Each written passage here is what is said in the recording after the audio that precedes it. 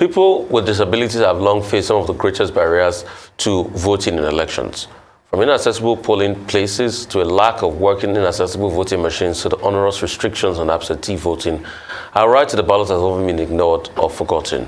As we approach the 2023 elections, participation of people with disabilities must be taken seriously as they play a key role in the electoral process. So joining us now on the show as we discuss the role of people with disabilities as we head towards the 2023 elections is Jake Epelle, United Nations Albinism Ambassador and co-founder at the Albino Foundation and Disability Inclusion in Nigeria. Welcome to the show. Pleasure to have you, sir. How can we, push for the rights of, people with any form of disability as we go for these elections? Because I don't see a lot of sensitization, even on the part of INEC. Well, very good question, and thank you, my brother and Dr. Ruben. Well, when good people don't do anything, evil will thrive. Yes, we admit there are a lot of problems, but we're not here to look at the problems. We're here as a solution to the problems.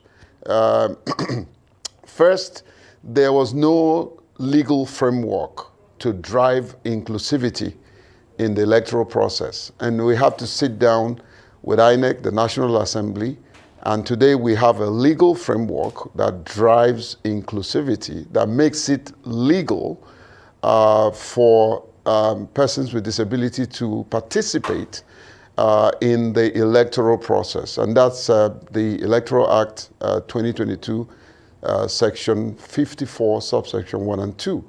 So we do have a legal framework. And then we have also helped INEC to establish the administrative framework. We provided guidelines on how inclusivity can be driven in the electoral process. Is it a perfect situation? No. Then that's why we're here, and as an organization, by the way, I'm not the co-founder, I'm the founder of the Albino Foundation. However, we have established a voter education campaign that is across the country. And I want to thank your management for having me this morning, because it's part of the sensitization effort on the part of your own management to help us ramp up the campaign to get persons with disability to vote. Persons with disability, by my estimate, will constitute about 16% of the entire eligible voters, a data that we are calling out of the 90 million expected eligible voters. And that's a critical number. And that's why I make bold to say that we can determine the course of this election and any election going forward, because that's a critical mass of people that can determine who comes into office.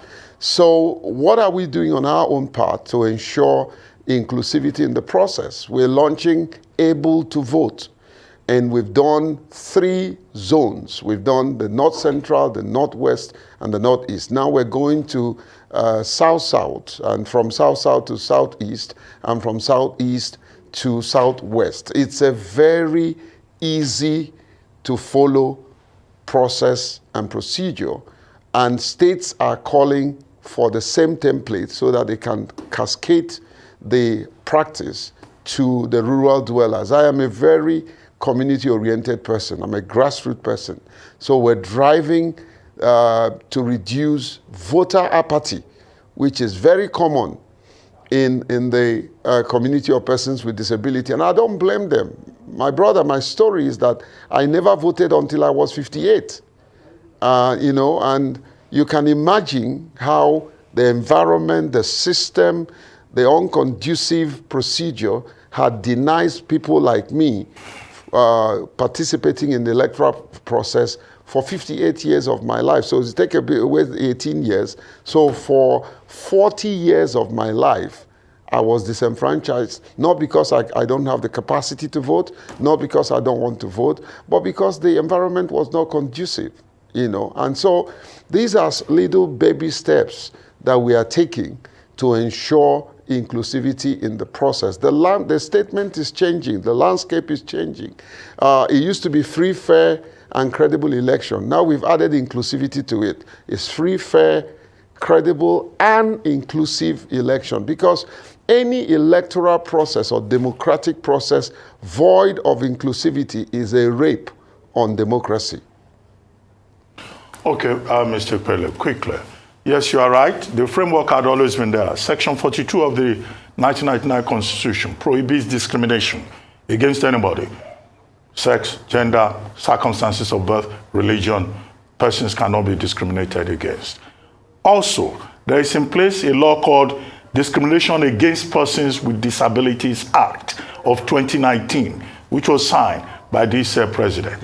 And specifically, sections 28 and 29 of that law prohibits discrimination against persons who may have disabilities. And then there is a commission that has been put in place to pursue that. My question is this: are you engaging with that commission, which has been very busy fighting over who does what, rather than focusing on the main assignment?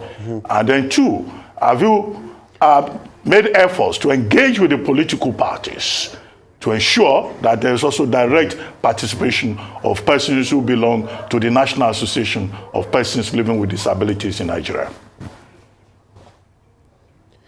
Dr. Ruben, thank you. I must say that I am a non-resident mentee of you, because I followed you and you asked a very intelligent question. Number one, to answer directly to your question, we are the first OPD, Organizations of Persons with Disability, to sign a memorandum of understanding with the National Commission. I was one of the fathers that fought for the establishment of the commission. And the young man who is running the commission right now, Dr. James Lalu, is doing a yeoman's job. He's doing a fantastic job. He's the first on the block, a new kid on the block. He's doing a great job. And we are monitoring the events around the National Commission very closely. It's also slightly underfunded.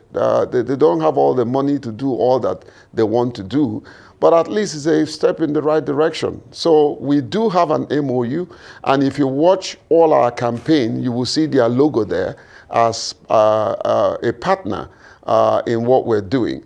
The other issues about the discrimination law or the Disability Act, I am also one of the people that believes that there are too many punitive measures in the Act, and that's one of the things that we're sitting down to review.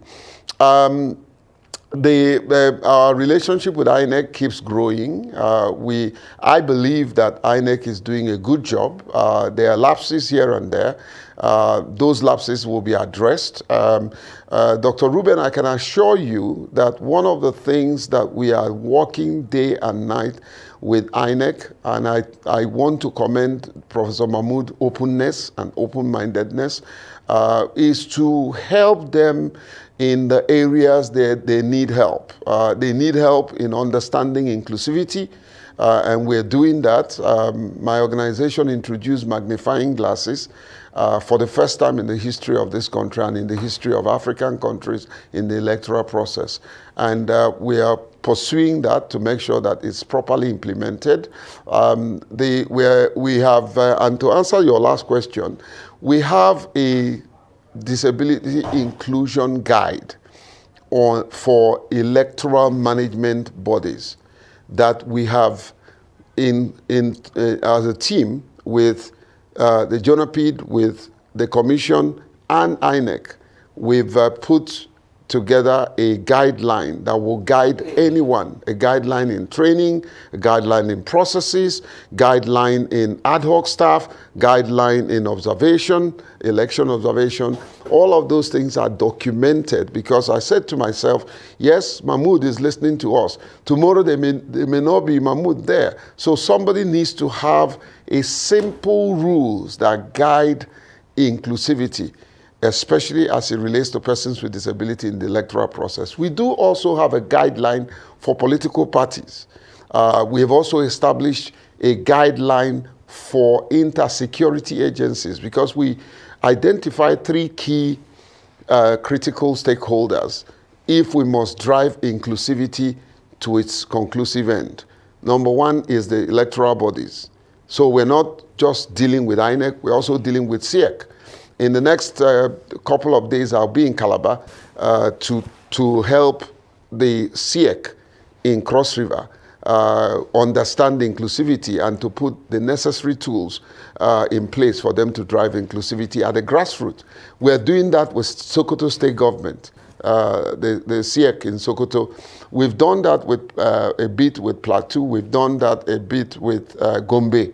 We just came back from Gombe last week. So we have, because I don't like to pay lip service to inclusivity drive as a champion, I established the framework, the tools, the skill set that will help anyone after I'm gone to drive inclusivity. And that's why we need management like yours, all the media houses, to help us become the voice for the voiceless. That's the role that you're playing. That's why you have me on your show.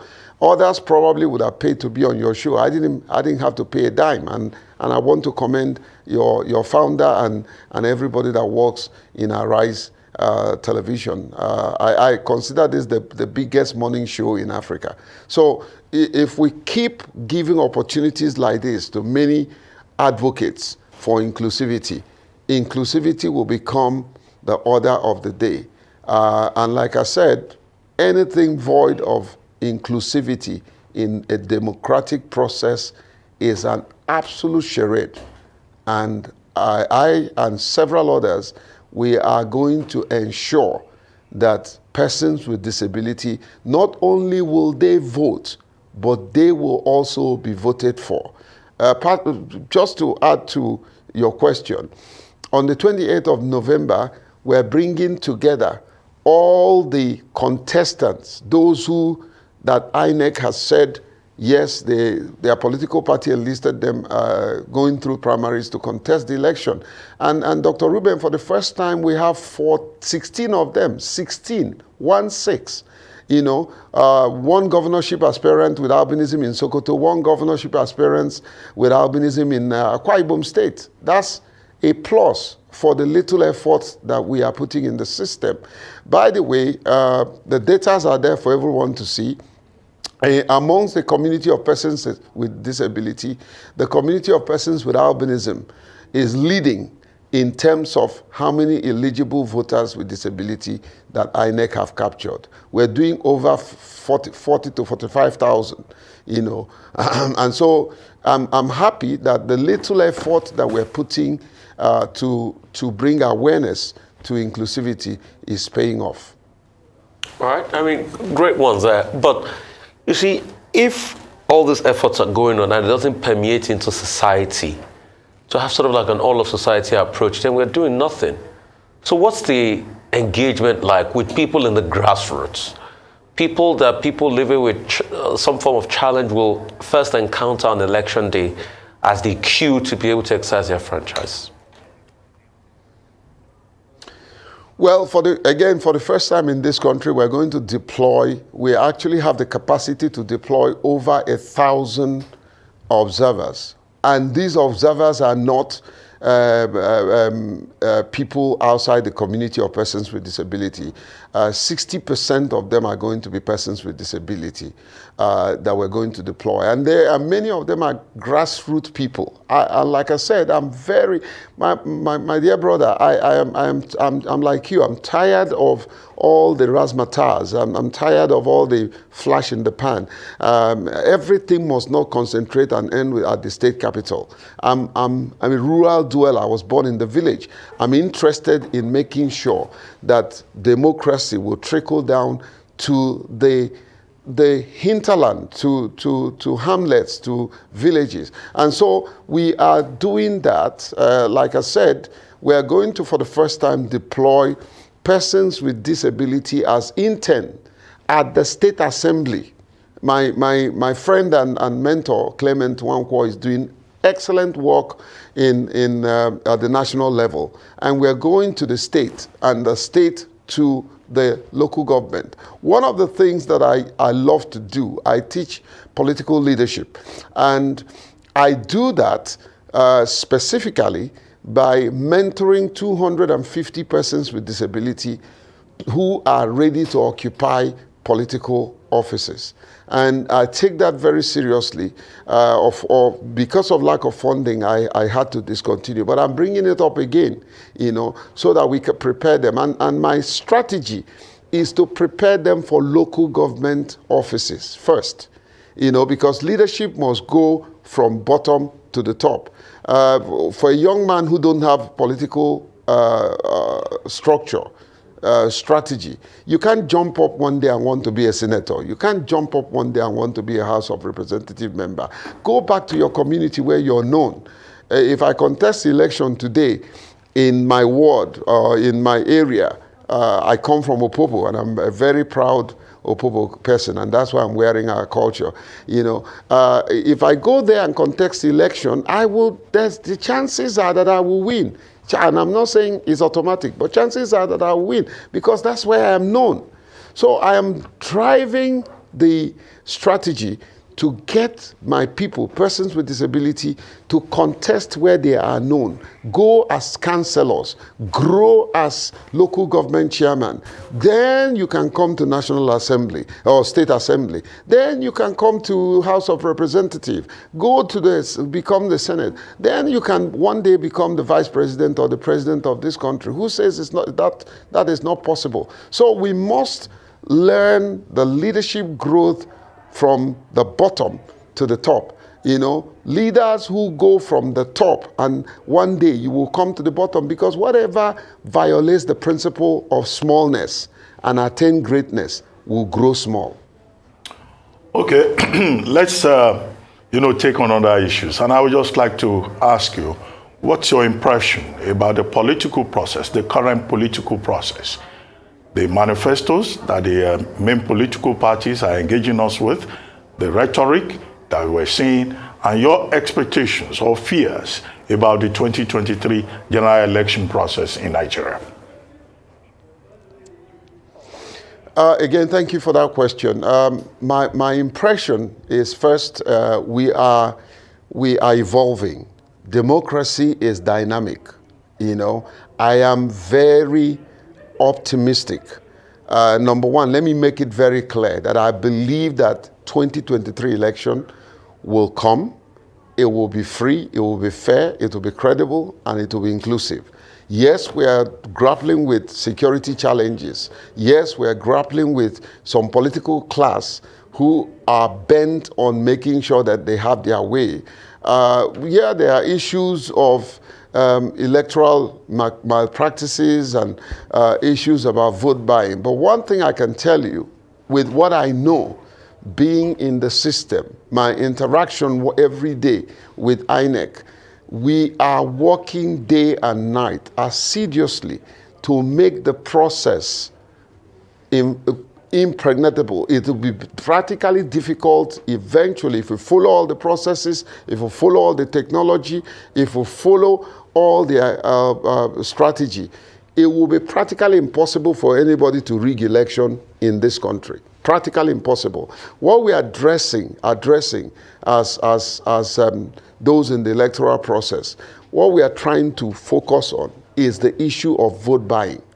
If we can solve the issue of vote buying and violence, if we can solve these two issues, we will have a positive election with impactful outcome.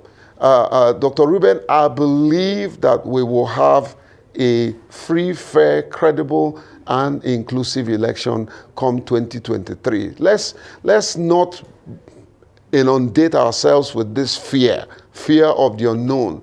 Let's not. Yes, I'm a realist. Don't take that away. I know, but I also believe that if we face issues head on, thinking solution and not problem, we will arrive at a place called there, and there will be the outcome and the powerful outcome of this election. Okay. Can I ask you the party that you support and your favorite candidate? You won't get me. No way.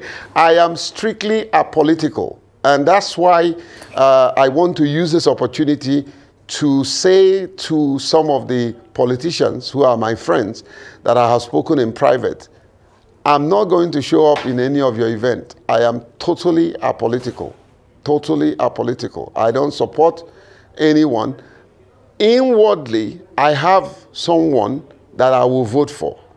But I'm not going to tell you here because I don't support anyone. We have, this will be a very interesting election. We have some fine gentlemen and ladies who are vying for these elective offices. Let's give them a chance. And for heaven's sake, for the first time, let's focus on issues and not person. Let's focus on issues. What is it that you're bringing to the table? Let's look at the antecedents of some of these people. If you have not managed your home very well, you can't manage this country. If you have not managed your business very well and be productive, you can't manage this country.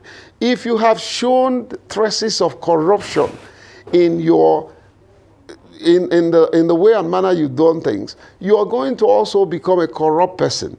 If you are somebody who is nepotic, if you're somebody who wants everything for yourself, I don't think you're qualified to rule this country. This is a very, very interesting country. You need, look at what is happening in the economy. You need a good strategist, someone with a fear of God. And like I said, there are three things that makes a leader.